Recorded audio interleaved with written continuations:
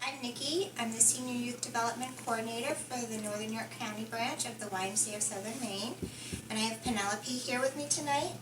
And we are going to read you Where the Wild Things Are, story and pictures by Maurice Sendak. The night Max wore his wolf suit and made mischief of one kind.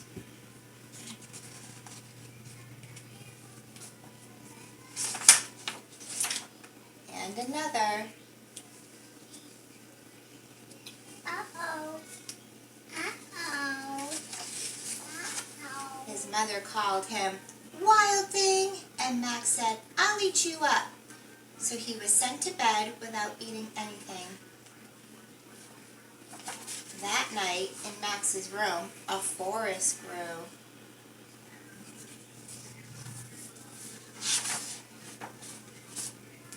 And grew.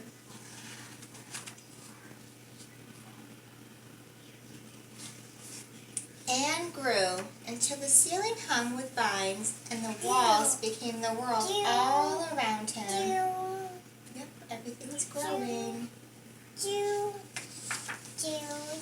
And an ocean tumbled by with a private boat for Max, and he sailed off through the night and the day.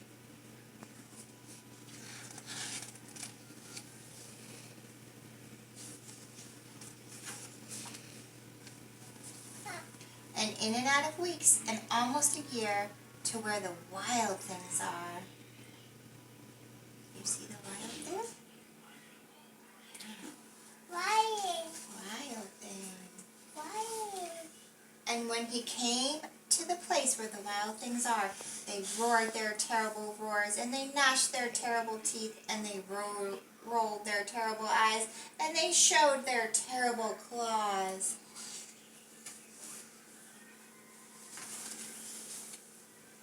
Till Max said, "Be still," and tamed them with a magic trick of staring into their eyes without blinking once, and they were frightened and called him the most wild thing of all, and made him king of all wild things. "And now," cried Max, "let the wild rumpus start."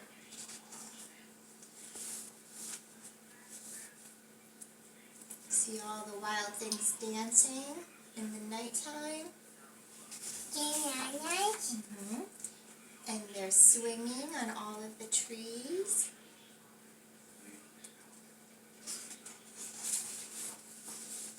And having a parade in the forest. "Now stop," Max said, and sent the wild things off to bed without eating their supper. And Max, the king of all wild things, was lonely and wanted to be where someone loved him best of all. And all around, from far away across the world, he smelled good things to eat, so he gave up being king of where the wild things are. But the wild things cried, "Oh, please don't go. We'll eat you up, we love you so."